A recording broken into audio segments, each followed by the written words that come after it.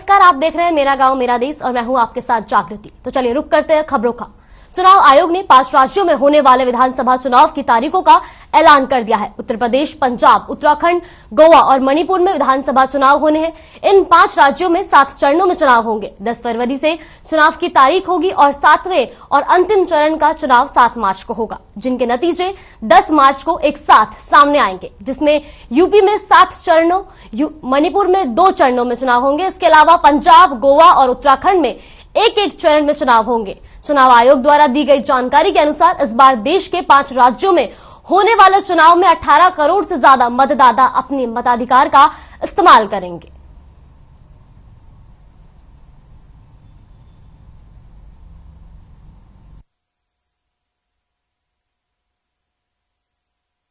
राज्यों में होने वाले विधानसभा चुनावों की तारीख का ऐलान कर दिया है। उत्तर प्रदेश, पंजाब, उत्तराखंड, गोवा और मणिपुर में विधानसभा चुनाव होने हैं। इन 5 राज्यों में 7 चरणों में चुनाव होंगे। 10 फरवरी से चुनाव की तारीख होगी और 7वें और अंतिम चरण का चुनाव 7 मार्च को होगा, जिसके नतीजे 10 मार्च को एक साथ सामने आएंगे, जिसमें यूपी में 7 चरणों, मणिपुर में 2 चरणों में चुनाव होंगे। इसके अलावा पंजाब, गोवा और उत्तराखंड में एक चरण में चुनाव होंगे।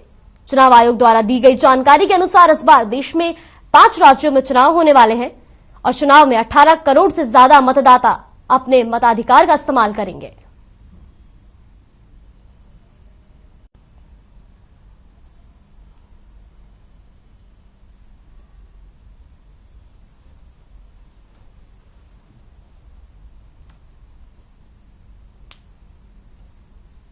चुनाव आयोग ने 5 राज्यों में होने वाले विधानसभा चुनावों की तारीख का ऐलान कर दिया है। उत्तर प्रदेश, पंजाब, उत्तराखंड, गोवा और मणिपुर में विधानसभा चुनाव होने हैं। इन 5 राज्यों में 7 चरणों में चुनाव होंगे।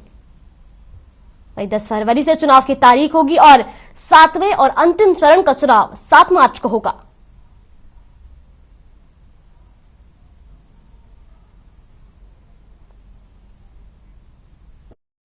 जिनके नतीजे 10 मार्च को एक साथ सामने आएंगे।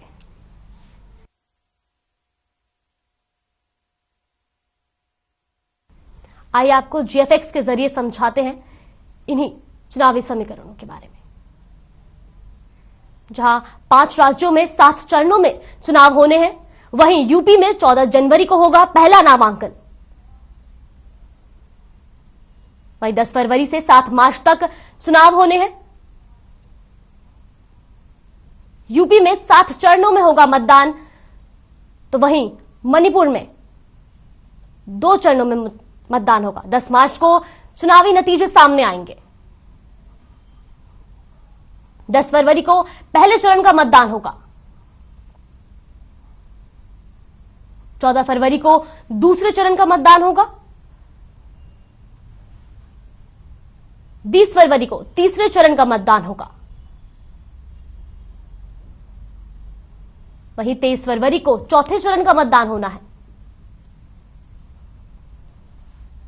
27 फरवरी को 5वें चरण का मतदान होगा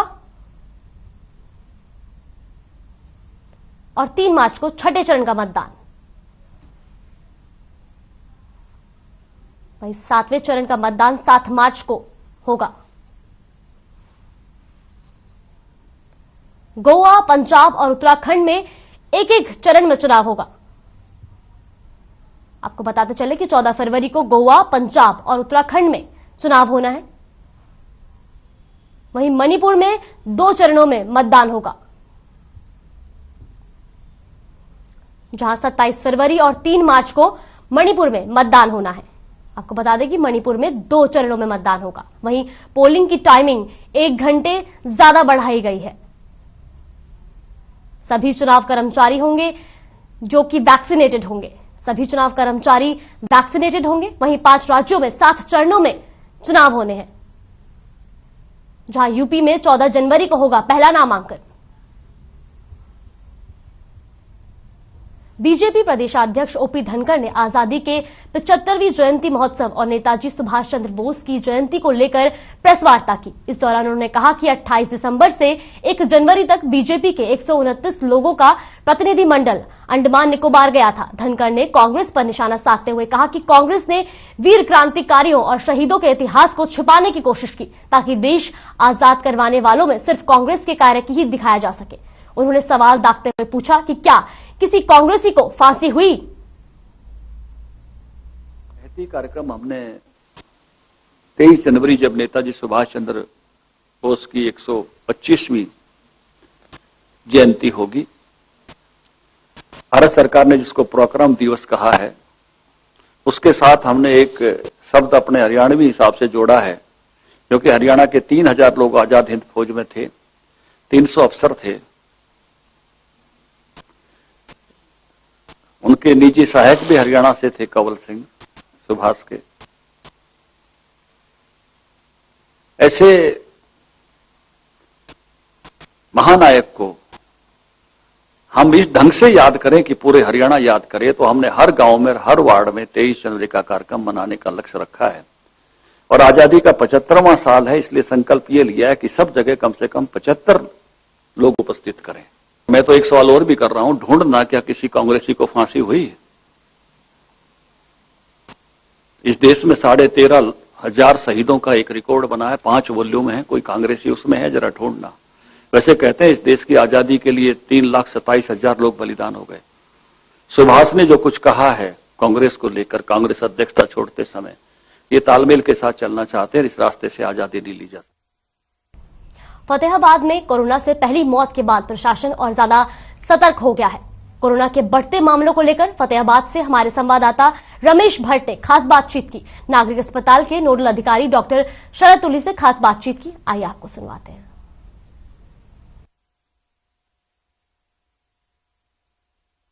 देखिए जी, इसमें अफवाहें बड़ी कारगर चल रही हैं लोगों के बीच में। परसों हमारे यहाँ पर केवल 3 केस थे, कल हमारे यहाँ 7 केस थे। वृद्धि दर हमारे यहाँ भी डबल की है। उसका एक कारण मैं समझ सकता हूं कि शायद हमारे यहाँ पे टेस्टिंग अभी थोड़ी सी कम हो रही है। आज हमने सार्वजनिक स्थानों पे टेस्टिंग कराई है। ये भी मैं आपसे अनुरोध करूंगा कि अगर आप पब्लिक प्लेस पे घूम रहे हैं और अगर कोई स्वास्थ्यकर्मी आपसे सैंपल की कहता है, अगर आपने पिछले 1-2 दिन में सैंपलिंग कराया है तो अलग बात है, वरना ये फ्री है, आप अपना सैंपल जरूर करा लीजिए। आपको कोई वहां पर पकड़ के नहीं बिठाएगा, फोन नंबर आपका लिया जाएगा और फोन पे आपको टेस्ट की रिपोर्ट बता दी जाएगी। अगर आप नेगेटिव हैं तो आपके लिए सुकून होगा इस चीज से कि हम बच गए और आप आगे के लिए एहतियात कर सकते हैं। अगर आप पॉजिटिव हैं तो आपको समय पे सूचना मिल जाएगी, आप अपनी दवाई शुरू कर सकते हैं।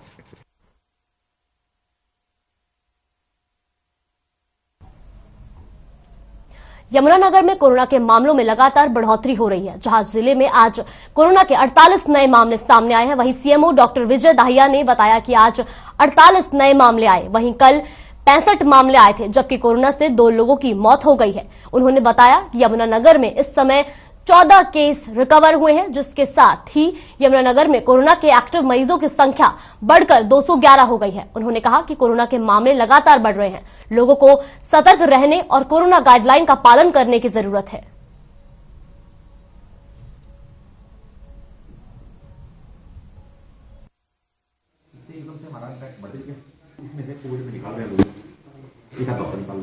हेलो, आज हमारे टोटल 48 केसेस जो हैं नए वो पॉजिटिव आए हैं। कल हमारे 65 केसेस पॉजिटिव आए थे। तो आज जो है एक्टिव केसेस की संख्या यमुनानगर में 211 है। उसमें जो 14 केसेस हमारे आज रिकवर हुए हैं और जैसे मैंने बताया कि 48 नए केसेस आए हैं। इसके साथ ही हमारे जिले में जो अब तक टोटल 7 ओमिक्रॉन के जो जीनोम सीक्वेंसिंग के बाद पॉजिटिव ओमिक्रॉन के केसेस आए थे, उनमें से 3 पहले डिस्चार्ज हो गए थे, 4 अब तक हॉस्पिटलाइज थे, वो भी आज डिस्चार्ज हो गए हैं। तो इस समय कोई भी ओमिक्रॉन का एक्टिव केस जिले यमुनानगर में नहीं है। कल यमुनानगर में 2 जो है हमारे पेशेंट्स की डेथ हुई है। उसकी एक यमुनानगर में डेथ हुई है जो एक प्राइवेट हॉस्पिटल में एडमिट थे,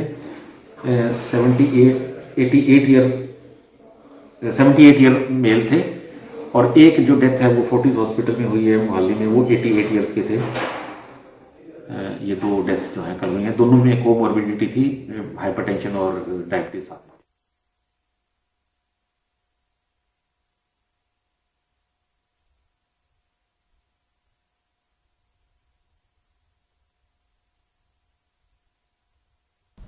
वहीं हरियाणा में शुक्रवार को 3,748 लोगों के कोरोना वायरस से संक्रमित होने की पुष्टि हुई है। हरियाणा में सबसे ज्यादा 1,879 नए मामले गुरुग्राम जिले में आए हैं। फरीदाबाद में 580 कोरोना के केस सामने आए हैं। वहीं राज्य में पिछले 24 घंटे में कोरोना वायरस संक्रमण से 3 लोगों की मौत हुई है, जबकि राज्य में शुक्रवार को ओमिक्रॉन के भी 9 नए मामले सामने आए, जिसके बाद प्रदेश में कुल ओमिक्रॉन मामलों की संख्या 123 पहुंच गई। प्रदेश में ओमिक्रॉन के कुल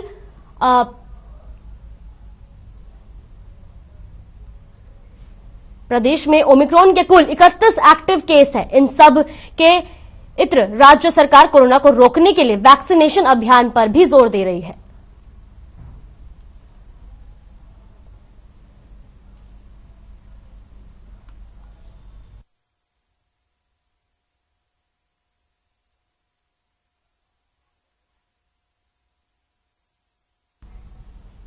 देश और प्रदेश में कोरोना वायरस तेजी से फैल रहा है, जिसके चलते अब यातायात पुलिस ने भी सख्ती से नियमों का पालन कराने की अपील की है। साथ ही लोगों से कहा कि घर में रहें, सुरक्षित रहें, जरूरी काम होने पर ही बाहर जाएं, लेकिन मास्क लगाना बिल्कुल ना भूलें। वहीं अगर कोई नियमों की अवहेलना करते हुए नजर आता है तो उनके खिलाफ सख्त कार्रवाई की जाएगी।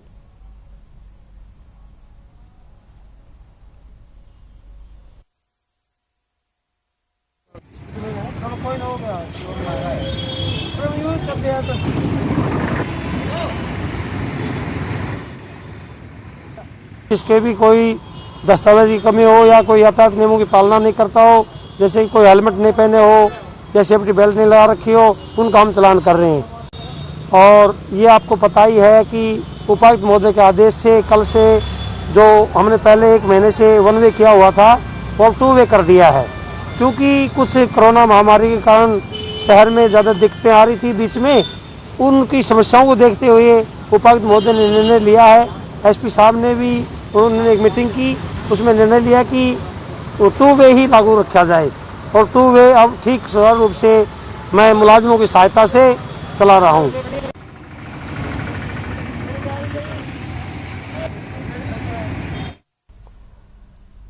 All India blood donation group ने झज्जर के सरकारी अस्पताल में पहुंचकर जायजा किया और साथ ही कंबल दान किए, जिसके तहत जो व्यक्ति कोरोना बीमारी से पीड़ित होकर आइसोलेट होंगे उनको ये कंबल दिए जाएंगे। वहीं अस्पताल के डॉक्टर निशा ने कहा कि इस तरह के लोगों की समाज को जरूरत है, जो दूसरों की मदद के लिए हमेशा आगे खड़े रहते हैं और वो उनकी तहे दिल से सराहना करती है।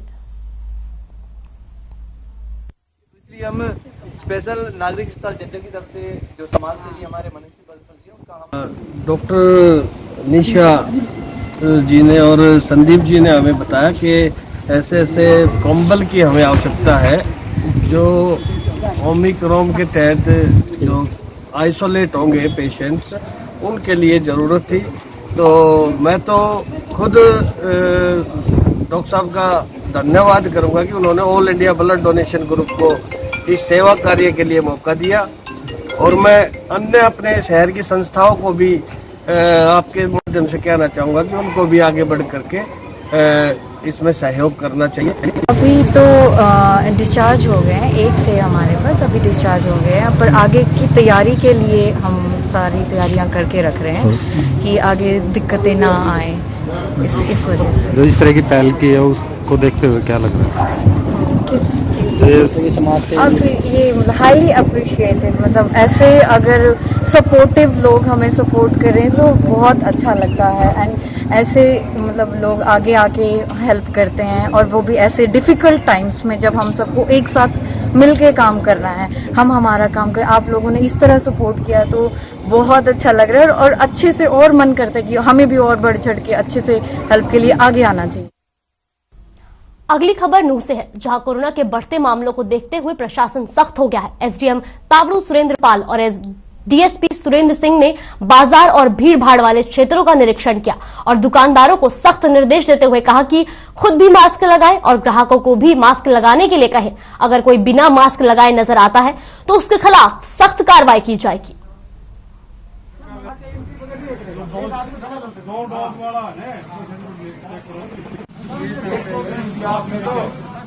जैसा कि सबको पता है, कोरोना बीमारी है, दोबारा पैर पसार रही है। डेली केस बढ़ते जा रहे हैं। सरकार ने आदेश किए हैं कि बगैर मास्क वाला को कोई सर्विस नहीं, बगैर वैक्सीन लगा आदमी है उसको भी कोई सर्विस नहीं। तो उसी चीज़ के इम्प्लीमेंटेशन में आज ही हमने एसडीएम साहब ने, मैंने और एसएचओ सिटी ने हम अपने राउंड दिया है। डॉक्टर साहब भी हमारे साथ थे। तो लोगों को एक किस्म का जागरूक करने का उद्देश्य हमारा, किसी को सजा करने का नहीं है। तो ज़्यादा से ज़्यादा इसका प्रचार हो और लोग आगे इसको मान के और बीमारी से बचें। कैथल के गांव तितराम थाने के बाहर दो पक्षों में खूनी संघर्ष हो गया, जिसमें कुछ बदमाशों ने दर्जन भर राउंड फायर कर दिए। फायरिंग में दो युवक गंभीर रूप से घायल हो गए, जिन्हें इलाज के लिए अस्पताल में भर्ती कराया गया। बताया जा रहा है कि फिरौती मांगने और जान से मारने की धमकी को लेकर दो पक्षों की पंचायत हो रही थी। इसी बीच कुछ बदमाशों ने फायरिंग शुरू कर दी। जब घायलों को अस्पताल ले जाया गया तो अस्पताल के बाहर भी दोनों पक्षों में जमकर लात घूंसे चले, जिसके बाद भारी संख्या में पुलिस बल मौके पर पहुंचा और एक युवक को हिरासत में ले लिया गया।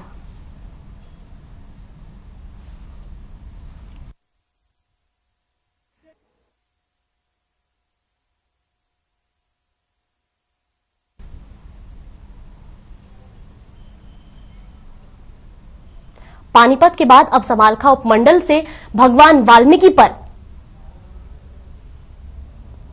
अमर्यादा टिप्पणी करने का मामला सामने आया। समाज के लोगों ने भगवान वाल्मीकि पर अमर्यादा टिप्पणी करने का आरोप आसाराम के एक अनुयायी पर लगाया है। अमर्यादा टिप्पणी से आहत समाज के लोगों ने समालखा लघु सचिवालय में पहुंचकर अपना रोष प्रकट किया और डीएसपी प्रदीप कुमार को शिकायत देकर जल्द से जल्द आसाराम के अनुयायी पर मामला दर्ज कर गिरफ्तारी की मांग की है। वहीं इस मामले को लेकर अखिल वाल्मीकि पंचायत की प्रदेश अध्यक्ष मीनाक्षी ने कहा कि हम भगवान वाल्मीकि के वंशज हैं, जिससे आसाराम के अनुयायी द्वारा की गई टिप्पणी से उनकी धार्मिक भावनाओं को ठेस पहुंची है।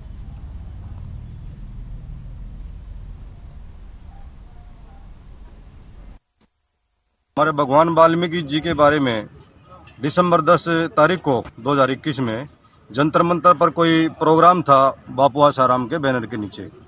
तो वहाँ पे उसके चेले ने भगवान वाल्मीकि जी को चोर बताया और नीच जाति का बताया और गुंडा बताया।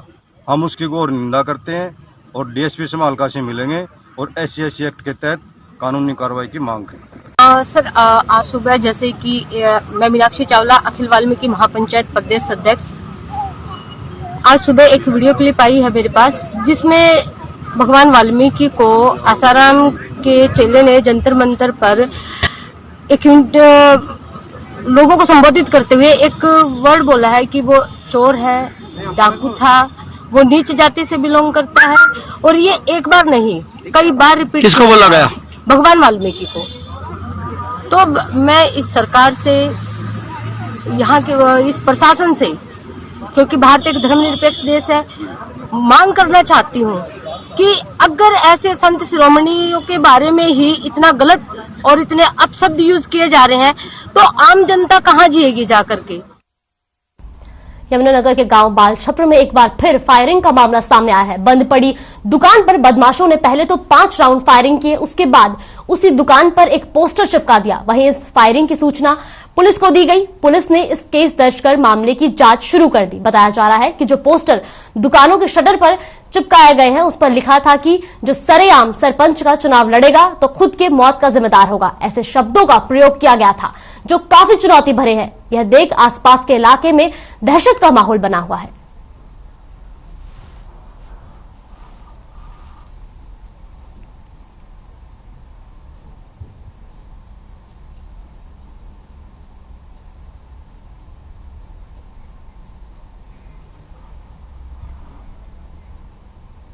रतिया के गांव सुखमनपुर में पिछले 3 दिनों से बारिश होने के कारण एक मकान की छत गिर गई। बताया जा रहा है कि घर में बच्चे सो रहे थे जिन्हें मामूली चोट लगी है। वहीं दूसरी ओर पीड़ित मकान मालिक ने बताया कि उन्होंने पीएम आवास योजना में 7 साल से फॉर्म भरे हुए हैं, लेकिन अभी तक कोई समाधान नहीं हुआ है।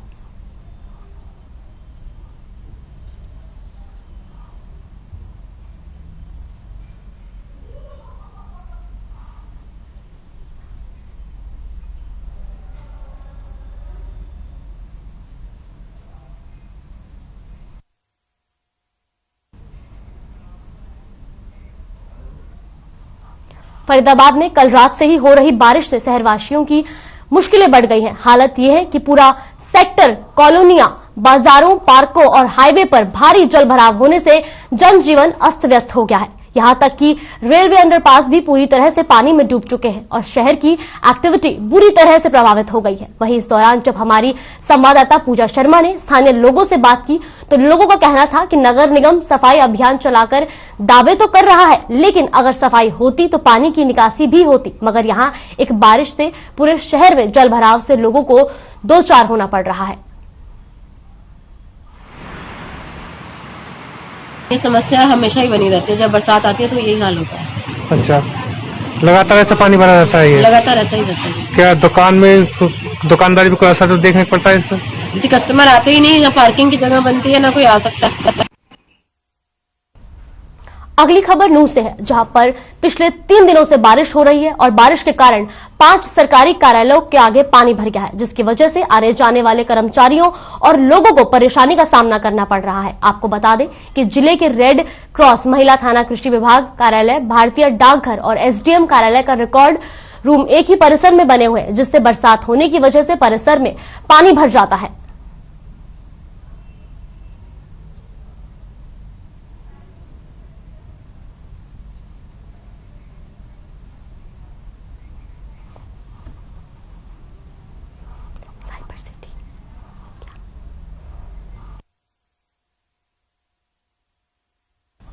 बड़ी खबर आ रही है साइबर सिटी से, जहां साइबर सिटी में कोरोना विस्फोट हो गया है। साइबर सिटी में कोरोना बम फूटा है। बड़ी खबर गुरुग्राम से, जहां साइबर सिटी में फूटा कोरोना बम। कोरोना के 1450 नए मामले सामने आए हैं। बड़ी खबर गुरुग्राम से, जहां साइबर सिटी में फूटा कोरोना बम।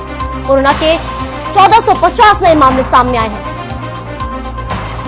गुरुग्राम से बड़ी खबर आ रही है, जहां साइबर सिटी में फूटा कोरोना बम। कोरोना के 1450 नए मामले सामने आए हैं। बड़ी खबर आ रही है गुरुग्राम से, जहां कोरोना के 1400 नए मामले सामने आए हैं। बड़ी खबर आ रही है गुरुग्राम से, आपको बता दें, जहां साइबर सिटी में कोरोना बम फूटा है। कोरोना के 1450 नए मामले सामने आए हैं। बड़ी खबर आ रही है गुरुग्राम से, जहां साइबर सिटी में कोरोना बम फूटा है, वहीं कोरोना के 1450 नए मामले सामने आए हैं। फिलहाल के लिए मेरा गांव मेरा देश में बस इतना ही। ताजा तरीन खबरों के लिए देखते रहिए हर खबर हरियाणा।